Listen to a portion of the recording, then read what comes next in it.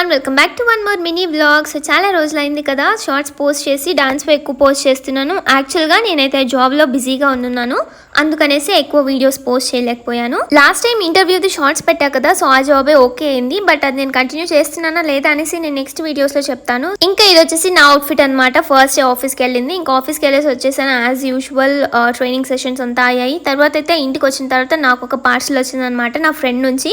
అవి వచ్చేసి Dubai chocolates అనమాట. ఇంకా మనం యూట్యూబర్స్ అంటే ప్రతి చిన్నది మనం షార్ట్స్ వీడియో చేస్తాం కదా, సో అందుకనేసి ఫస్ట్ వీడియో చేసేసి తర్వాత తిందామనేసి వీడియో కూర్చున్నాను. సో నాకు బేసిక్గా డార్క్ చాక్లెట్స్ అంటే చాలా ఇష్టం అనమాట.